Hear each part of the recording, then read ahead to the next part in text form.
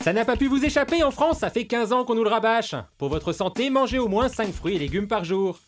Et les premiers visés par ce slogan? Bah les enfants, pardi. Waouh! Alors un ninja du fruit et légumes c'est bien, mais est-ce que ça suffit à éveiller les consciences? Chloé a vérifié en allant à votre rencontre si c'était des salades. Est-ce que vous consommez des fruits et légumes, monsieur? Ah, comme tout le monde, oui. Je mange des fruits et légumes pratiquement tous les jours. Est-ce que vous mangez des fruits et légumes? Oui, beaucoup. Bah oui, Ouais? quand même. Pourquoi?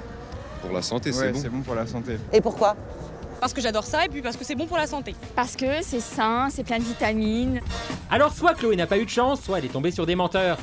Et oui, en France métropolitaine, la consommation de fruits et légumes frais est estimée à 350 grammes par habitant et par jour. Inférieur donc aux 400 grammes préconisés. Et ça, c'est pas aux petits oignons. Enfin, c'est pas 5 fruits et légumes par jour, quoi. Avec ces 5 fruits et légumes, on arrive à peu près à une couverture optimisée des fibres dont on a besoin. Après, il y a toutes les vitamines. La star des vitamines pour les fruits et légumes, c'est la vitamine C. C'est les seuls à nous apporter de la vitamine C. Et la vitamine C, c'est un antioxydant. Autrement dit, elle aide notre corps à ne pas vieillir prématurément. En même temps, 5 fruits et légumes par jour, c'est une jolie formule, certes, mais de là à savoir exactement ce que ça veut dire, ça... Si vous avez des légumes à chaque repas, une crudité, que ça soit une salade, que ça soit des carottes râpées, des radis, des concombres, que vous avez une compote, une pomme, vous avez vos 5 fruits et légumes par jour. On est bien, en fait. Ouais. Mais attention, les fruits et les légumes ne sont pas égaux. Déjà, les légumes sont généralement moins sucrés. Cause ou conséquence, alors qu'on devrait les préférer aux fruits, bah c'est tout le contraire qui se passe. Le légume, ça a une image fade, régime, diète. Ouais. C'est chiant, en fait. Ouais, voilà. Et pour les consommer, ces légumes, vous avez le choix. Dans le domaine, les conserves sont en tête. Mais apparemment, mieux vaut se méfier.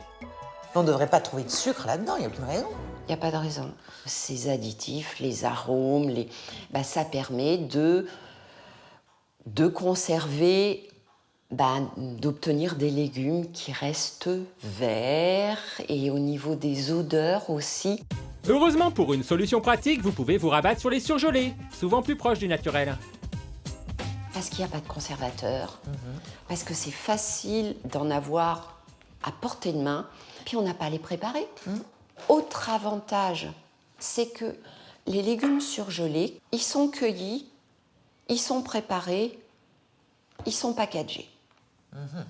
Il n'y a pas de transport. Donc ils peuvent garder plus de nutriments. La seule chose, c'est qu'on ne sait pas d'où ils viennent. Les fruits et légumes surgelés n'ont donc pas à rougir, sauf si c'est des tomates.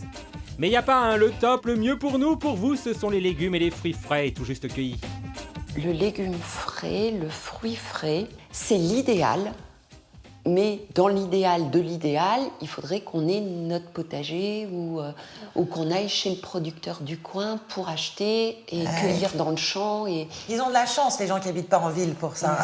ça, c'est pas possible. Ah, ça c'est pas possible. Chloé a donc cherché une alternative. En gros, elle est partie faire des courses en quête de fraîcheur. Et dans un premier supermarché, ça commence mal. Du raisin. On est printemps, hein. Donc Afrique du Sud, les citrons espagnols. Logiquement, par fruits et légumes frais, on entend 2 saisons. Une logique qui visiblement n'est pas arrivée jusqu'ici. Nous avons des clémentines en barquette qui viennent d'Espagne aussi. Tomates hollandaises. Ah, ça on voyage, hein. Et c'est comme ça dans tous les supermarchés. La poire, Afrique du Sud. Mandarine espagnole. C'est la saison des framboises, dis donc. Ça, c'est très bon à la santé, pareil. Ah oui, mais c'est pas la saison. Non, on a tout à Paris. On a tout, hein, c'est ça. Il n'y a plus de saison, en fait. Ah, elles sont espagnoles. Bah ouais, y a plus de saison. Et le pire, c'est que c'est pas le domaine réservé des supermarchés. Non, sur les étals des marchés, c'est pareil. Les fraises, ça commence à être la saison, donc oui. Et après, c'est que tous les pays du monde qui sont représentés. On a le Maroc, l'Italie, Clémentine, Israël. Et ici, si vous demandez des fruits qui n'ont pas de carte fréquence plus, vous êtes bien reçus. Je cherche des fruits et légumes français. C'est pas évident, hein? Ça, c'est la meilleure de la journée. Pourquoi? Ça vous paraît bizarre? C'est logique, oui. C'est logique? Oui, parce que maintenant, Bah justement, ça c'est... vient de n'importe où et de tout. Bah voilà. Les fruits prennent l'avion, on n'a pas besoin. Ah bah la dame, elle est d'accord avec Chloé, c'est chouette. En revanche, le monsieur des primeurs, il a une autre théorie sur la question. Tout ça vient n'est pas important. D'où ça vient, c'est pas important? Non. Ce qui est important, c'est de manger tout le temps des légumes. Si vous mangez une fois ton légumes et tout le restant de ce que je veux dire, Oui. du surgelé ou quoi que ce soit, ça sert à rien. Non mais d'où ça vient? C'est quand même important pour les producteurs, pour les saisons, pour la qualité de ce qu'on mange. Et quand... Ce sont des bons produits à qualité, prix Imbattable. abattable. Oui, mais là, c'est qualité. Donc là, on joue sur l'argent, on joue plus sur la qualité forcément du produit. Oh, en même temps, il est pas nutritionniste, le monsieur, hein. Le mieux pour éviter tout ça, c'est donc de privilégier les fruits et légumes de saison. Encore faut-il les connaître, les saisons. Allez-y, interro surprise. Les tomates, c'est quoi la saison des tomates? Je dirais plutôt en automne. Ça, par contre, la tomate, hein, c'est pas un fruit tout le temps? Été. Été? Ouais, j'avoue, l'été c'est bien, elles sont meilleures. Les fraises, c'est quoi la saison? C'est l'été. Ouais, je dirais aussi, l'été. Bah les fraises, c'est printemps. Ça commence. Printemps et ça tire un peu Ça vers tire l'été. un peu sur l'été. Et les fraises, je sais pas. Manger des fraises en février, c'est pas possible. Ah, Voyez-vous? miracle. Les clémentines, Tout le temps. tout le temps? Ouais, hiver, moi, je dirais plutôt. Les courgettes? Ah, les courgettes, c'est l'été. Comme les aubergines. Et le raisin, je sais pas. Mais alors, le raisin, même si c'est en septembre, vous pourriez en acheter je sais pas, au mois Il de y en a mai? toute l'année maintenant, des fruits et légumes. Même des fruits que tu peux avoir que en juillet ou en août, tu peux les trouver en décembre maintenant. Bon, on n'est pas dans le sans faute, hein. C'est que c'est pas simple de s'y retrouver aussi. Chloé vous a déniché un calendrier sur le net, consultable sur le site des pigeons. Comme ça, vous saurez que vous pouvez acheter des asperges en avril ou du potimarron en novembre. Et c'est important vraiment? Pour Paolo, un chef étoilé à Monaco, fan de légumes, c'est même crucial. Et Chloé n'a pas réussi à le duper avec son panier rempli de fruits et légumes hors saison. Tu as démarré d'où ce matin? Du Maroc ou de l'Espagne? Ah, c'est un peu ça, ouais. J'ai fait un petit tour du monde, très honnêtement. Tu sous-entends que le raisin, c'est pas de saison? Non, on est à contre-saison, donc là on passe à l'autre hémisphère, donc on peut être Afrique du Sud ou Argentine ou Amérique du Sud. Je crois que c'est ça. Là, on a bien terminé la saison, donc peut-être qu'en Espagne on trouve quelque chose, en Israël, Qu'est-ce que vous pensez, chef, de cette tomate grappe? au Maroc, au sud de l'Espagne. Ouais. Elles sont pas bon? Mais on les peut goûter. On voit déjà les couleurs. Ouais. C'est un tomate qu'il a fait de la serre, il n'a pas eu trop de soleil. Comment vous voyez ça? Parce qu'elle est très Les couleurs, claire. elle est très claire. Ah. Il est plein d'eau. Tu as deux choses, tu as l'eau et tu as l'odeur de réfrigérateur. C'est vrai, hein? Ah, mais en plus, c'est vrai. La tomate, c'est quelque chose qui ne devrait jamais aller au frigo. Jamais. Ouais, sûrement. Sauf que pour le transport, elles ont dû aller au froid, ces tomates. Et elles n'ont pas été cueillies au bon moment. Et ça leur a pris du temps pour venir. Et tout ça, bah pour Paolo, c'est pas bon. Il apporte aucune valeur nutritionnelle. Il est dur, il est faible, il a pas de goût. Et donc, c'est ça le problème. Donc, ce n'est pas seulement un problème d'approvisionnement en Espagne, en Argentine, ou ça que ce soit. Mais c'est un problème que, pour arriver jusqu'à là, dans les délais, il doit être ramassé 10 jours avant. Donc, c'est pas prêt à être mangé. Pour accueillir Chloé, Paolo avait préparé son propre panier. Là, on a un sac, on a une saison maintenant. Mais tu vois les couleurs. On a des oignons de printemps, on a des tout petits carottes. Ça que je vois, c'est des couleurs vivantes, réelles. Tout là, C'est vrai qu'il est terne, hein, celui-là, à côté. Hein. ça, c'est mort. Des carottes, des oignons, mais aussi des blettes, des betteraves, des artichauts. Y a de quoi faire. Tout acheté localement, donc cueilli la veille ou le jour même. Et Paolo, il n'y voit que des avantages. À niveau économique, quand on a un produit qui c'est une saison, les prix, bien sûr, ça baisse. Et c'est là qu'on doit acheter ces produits. Les produits de saison, on doit manger coloré, on doit manger selon la saison. Pour, bien sûr, un produit qui c'est une saison, c'est en pleine maturité et n'apporte à notre organisme des propriétés nutritionnelles, des valeurs. Alors quoi, ça y est, la vie est belle. Il suffit d'acheter des produits de saison et voilà, basta cosy. Bah non, c'est pas si simple, c'est jamais simple.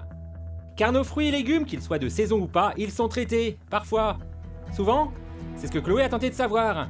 D'ailleurs, dans certains supermarchés, on joue la transparence et les traitements subis par les produits sont mentionnés. Et ça, c'est rassurant. Ou pas. Ah, les bananes traitées au tabendazole.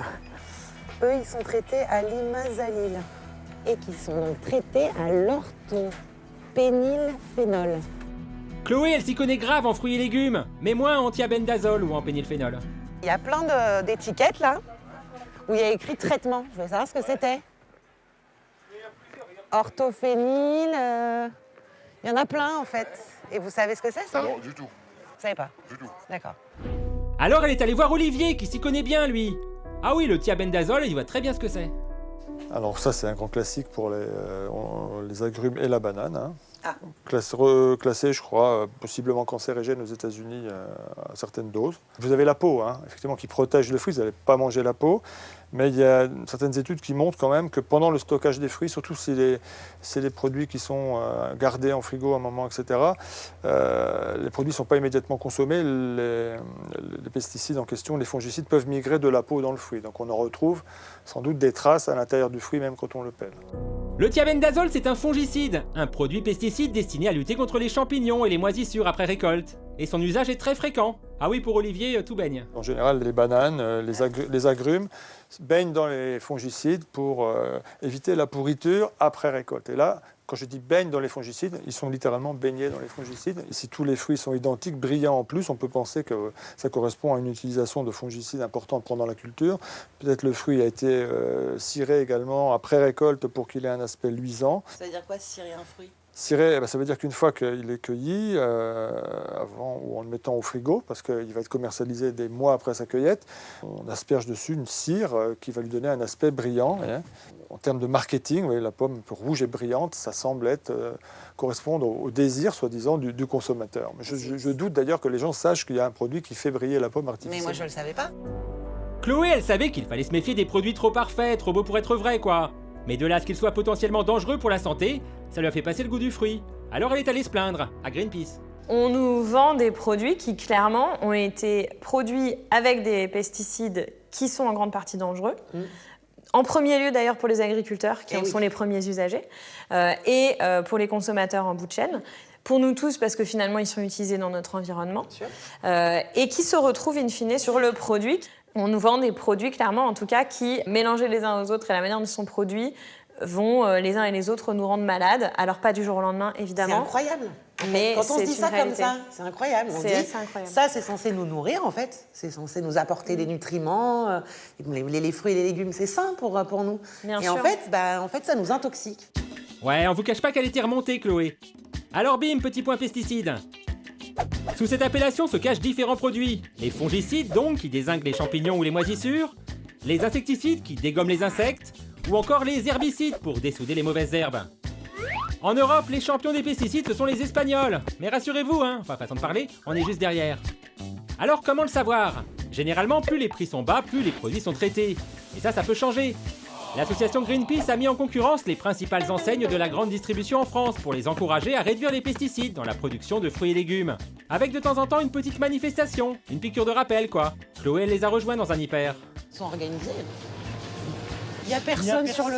Personne n'est parfait dans ce monde imparfait. Nous ne sommes pas encore sur le haut du gradin, mais on a quand même fait quelques progrès, contrairement à nos collègues qui restent au ras des pâquerettes. Leclerc n'a fait aucun effort pour aller vers moins de pesticides. D'accord.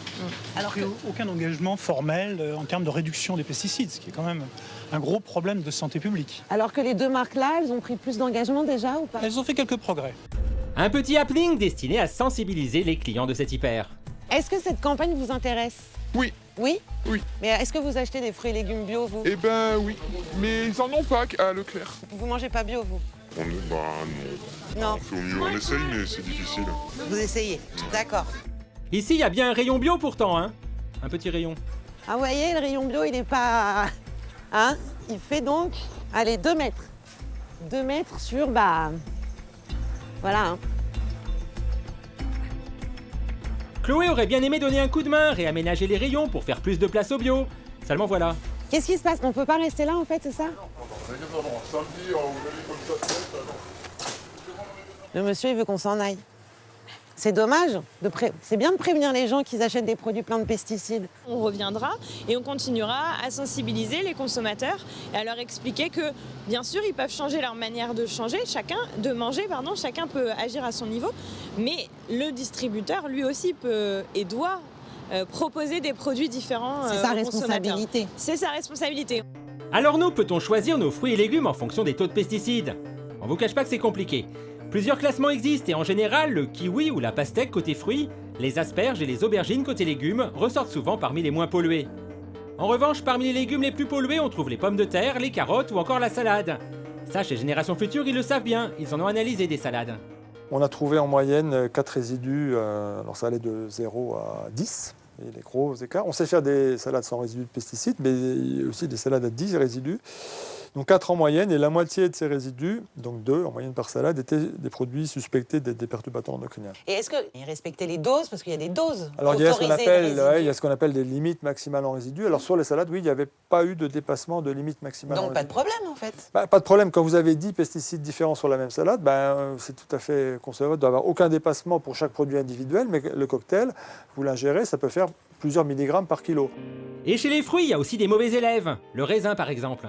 Là, on avait trouvé une moyenne de 8 pesticides par grappe, donc ça allait jusqu'à 16. Je crois que c'était quasiment 95 ou 100% des échantillons qui étaient contaminés. Les fraises aussi. Là aussi, on a trouvé des fraises même en conventionnel à 0 résidu, mais on a trouvé des fraises avec plus de 10 résidus. Et ça pose aussi un problème. On a trouvé là aussi des produits interdits. Et l'une des championnes en matière de traitement aux pesticides, c'est la pomme. Pour le mesurer, Chloé s'est rendue dans le Limousin, le nouveau pays de la Golden, l'une des 3 variétés de pommes les plus consommées en France. Le pays de Fabrice aussi, porte-parole d'une association de riverains mécontents. Ces cavités prennent un champ de pommiers, pas de problème, c'est joli, mais c'est sans compter sur les dérives. Donc en effet, là, on est quand même très près des habitations, quoi. Ben oui, ça on ne peut pas l'inventer. Effectivement, on se retrouve à moins de il y a moins de 20 mètres, 20 mètres entre cette habitation, celle qui est en train d'être rénovée, et la zone de traitement. La problématique, c'est pas les pommiers, l'arboriculture. La problématique, c'est bien les produits qui sont utilisés dans ces activités-là. Et surtout, au-delà des produits, c'est la dérive systématique qu'il y a dès lors qu'il y a un traitement. La dérive dont parle Fabrice, la voilà, filmée par un voisin. Un nuage de pesticides qui a tendance à s'échapper des champs pour rallier les maisons aux alentours. Et le problème, c'est qu'on ne sait pas toujours de quoi ce nuage est constitué, même si on se doute que c'est pas tip-top en matière d'environnement et de santé. D'une année sur l'autre, ça peut être variable, mais on entend parler de 30, 35. Le chiffre officiel, c'est 36 traitements. On a des années en fonction de la pluviométrie où on peut monter à 40, 45 traitements par saison. On ne sait pas si c'est un produit qui est classé perturbateur endocrinien, qui est classé cancérigène, mutagène, reprotoxique, ou si c'est un produit totalement anodin. Les médecins ont l'air de dire que la majorité des produits utilisés sont problématiques pour notre santé. Ils parlent de 75% de produits qui seraient CMR, donc cancérigènes, mutagènes, reprotoxiques, et perturbateurs endocriniens pour certains. Là, on parle beaucoup de cette pomme-là, mais j'imagine que c'est pas la seule à être traitée. Bien sûr, il n'est pas question, nous on est dans la région de la Golden, mais il n'est pas question de stigmatiser la seule Golden, puisque toutes les pommes qui sont produites en conventionnel, on va dire, ont la même problématique, qu'elles soient jaunes, qu'elles soient rouges ou qu'elles soient vertes, c'est le même problème. Fabrice travaille à la mise en place d'une charte de bonne conduite en étroite relation avec les arboriculteurs du coin et le département. Ça veut dire que les accords sont possibles, si. Grâce à une zone tampon d'au moins 50 mètres entre les champs et les habitations par exemple, ou alors en aménageant les alentours. Il n'est pas question de monter des murs de parpaing tout le long des vergers. Il y a des dispositifs, notamment des haies végétales qui sont plantées en quinconce, ce qu'on appelle des haies doubles, avec des essences bien particulières qui vont retenir une bonne partie de cette dérive. Donc si on arrive déjà à limiter cette dérive-là, ça serait déjà un bon départ. Chloé aurait bien aimé discuter de tout ça avec Sauvons les fruits et légumes, un collectif d'agriculteurs français qui en a un peu marre de la diabolisation des pesticides de la part des médias. Ça se défend, sauf qu'ils n'ont pas voulu parler à Chloé. Du coup, elle risque pas de changer d'avis. D'autant qu'elle est allée voir Pierre Michel, un médecin de Limoges qui a lancé avec ses collègues une alerte nationale sur les pesticides. Dès que vous parlez avec un agriculteur, il vous dit « mais j'utilise des produits qui sont homologués ». Mais c'est absolument vrai. Et il a raison. Enfin, il fait son boulot, il utilise des produits homologués. Jusque-là, il n'y a rien à dire. Le problème, c'est comment c'est homologué. Quand vous utilisez un bidon, vous pensez sans doute que ce qu'il y a dans le bidon a été évalué, c'est-à-dire la substance complète, quoi. Eh bien, pas du tout. Ce qui a été évalué, c'est la substance dite active. Le mélange, donc, n'est jamais évalué. Alors, vous allez me dire, ouais, bon, et alors ? Et alors, il y a quelques emmerdeurs, on va dire, qui ont été évalués ce mélange. Donc, il y a des équipes scientifiques, il y en a plusieurs, et qui montrent malheureusement que la toxicité du mélange, elle est bien supérieure à celle de la substance active. Avec en premier lieu des conséquences sur la santé des agriculteurs. L'INSERM a lancé il y a 2 ans une grande enquête sur les effets des pesticides, en étudiant 15 pathologies différentes qui vont du cancer à différentes maladies comme Alzheimer ou la leucémie. Parmi ces 15, pour 4, elle dit que le niveau de preuve scientifique est très fort. ce sont les cancers de la prostate, les myélomes, qui sont une variété de cancer du sang, la maladie de Parkinson et le lymphome non-hodgkinien, qui est un autre cancer du sang. Pour 4 autres pathologies, elle dit que le lien est moyen, le niveau de preuve est moyen. Il y a les leucémies, il y a les troubles type maladie d'Alzheimer. Et enfin, il y a 7 autres pathologies pour lesquelles elle trouve que le lien est plus faible. Alors, un lien faible pour l'INSERM, ça ne veut pas dire qu'il n'y en a pas. Donc, chez les professionnels, ce corpus de 15 maladies, parmi lesquelles, déjà pour 8 d'entre elles, on a un niveau de preuve moyen ou fort. Et le fait que beaucoup d'agriculteurs ne soient pas malades ne prouve pas que les produits ne soient pas dangereux. Il faut faire des statistiques. On sait que les agriculteurs sont en général moins malades que le reste de la population par rapport au cancer en général, mais ils sont plus touchés par certains cancers qui sont justement les cancers liés aux pesticides, certains cancers du cerveau, de la vessie, des cancers du sang, qui justement, on le sait, sont liés à l'exposition aux pesticides. Vous n'êtes pas agriculteur? Ne zappez pas. Maintenant, voilà, il faut arrêter le massacre avec cet impact insupportable sur les professionnels, mais il faut aussi s'inquiéter de ce qui se passe pour les gens qui habitent à côté de ces zones cultivées, les personnes les qui fameux habitent, riverains. Voilà, les riverains qui habitent à côté des vignes, qui habitent à côté des pommeraies ou d'autres cultures. Eux, ils en respirent aussi tous les jours de ces résidus de pesticides. On a prouvé. Vous avez fait une enquête là-dessus? Oui, on a fait différentes enquêtes. La dernière en date, c'était des analyses de poussière. Vous passez l'aspirateur, vous analysez les poussières. On a trouvé jusqu'à 30 pesticides différents dans les poussières d'une même maison à côté d'une vigne. L'association Génération Future a publié récemment une carte des victimes des pesticides. En tout, près de 400 témoignages réunis. En orange, des riverains.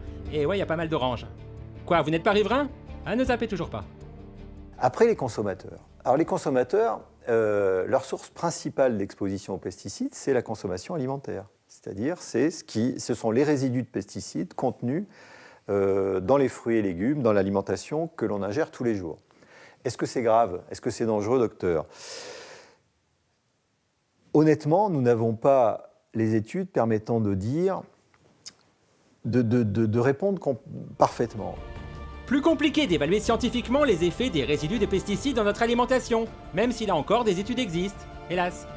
Quand les Américains vont tester la qualité du sperme de populations d'hommes et qui font par questionnaire une enquête, ils s'aperçoivent que les hommes qui mangent le plus des fruits et légumes qui contiennent le plus de résidus de pesticides ont un sperme de moins bonne qualité que les hommes qui sont les moins consommateurs de ces fruits et légumes qui contiennent le plus de résidus de pesticides. Alors, il faudrait qu'on mette des têtes de mort partout, il faudrait qu'on les colore en bleu pour qu'ils, je sais pas, pour qu'ils se rendent compte. Je pense que les gens, quand même, quand on regarde tous les sondages en France, en Europe, les gens sont au courant que la présence de pesticides dans les aliments est un problème. C'est d'ailleurs une des premières peurs alimentaires en France et en Europe, dans bon an, mal an, entre la première et la troisième. Donc c'est quand même important. Le niveau de conscience est important. Alors là, vous vous dites, Chloé, elle va encore nous dire de manger bio, c'est ça? Bah ouais, mais elle n'est pas la seule. Oui, bien sûr, on conseille de manger bio. On va le conseiller particulièrement aux femmes enceintes, aux enfants et jusqu'à la fin de la puberté. Donc ça fait quand même pas mal de monde. Premièrement, si vous mangez bio, vous avez moins de métaux lourds et moins de pesticides, moins de résidus de pesticides, ça c'est déjà pas mal. Et deuxièmement, vous avez plus de certains micronutriments, par exemple des antioxydants, certaines vitamines, etc. Donc c'est pas un mythe, quoi. Parce qu'il y a plein de gens qui disent « Ah, c'est un truc de bobo, le bio ». Vous savez bien. On dit souvent, en effet, le petit agriculteur bio, il est bien gentil, mais il est à côté de champs où il y a plein d'épandage de pesticides. En quoi sa nourriture est plus saine que l'autre? La répression des fraudes, elle a répondu à cette question. Elle avait fait une enquête en 2010, je crois. Il y avait 65% des fruits et légumes conventionnels qui contenaient des résidus de pesticides. Il y en avait moins de 2% pour le bio. Bon, effectivement, il y a un petit moins de 2% pour le bio, mais c'est moins de 2 contre 65. Les idées reçues sur le bio, Chloé, elle y avait consacré un sujet l'an dernier. Souvenez-vous. Et si c'est vrai, il fallait se méfier de certains produits estampillés bio qui avaient traversé la planète pour atterrir dans nos rayons, on y apprenait surtout que le bio n'était pas forcément toujours plus cher quand on privilégiait les circuits courts notamment. Paolo, le chef étoilé de Monaco, c'est son credo. Il est 100% bio et n'achète ses fruits et légumes que chez des producteurs locaux. Et pour lui, il n'y a pas de secret. Le chef doit être aussi un profession de responsabilité vers les consommateurs. Donc, comment je peux proposer à mes consommateurs quelque chose qui s'est abîmé pour des produits chimiques et pour des pesticides. Donc, si je donne quelque chose à mes consommateurs, j'essaie de les soigner, mais pas seulement soigner à niveau gustatif, mais aussi à niveau santé. Donc, je veux préparer quelque chose qu'on apporte de la santé. Vous prenez votre carotte, vous ne l'épluchez pas, Parce que la plupart des valeurs nutritionnelles sont sous la peau. Vous la lavez bien, ça c'est important bien sûr. À la place de voir des snacks industriels, vous la croquez comme ça. Hein.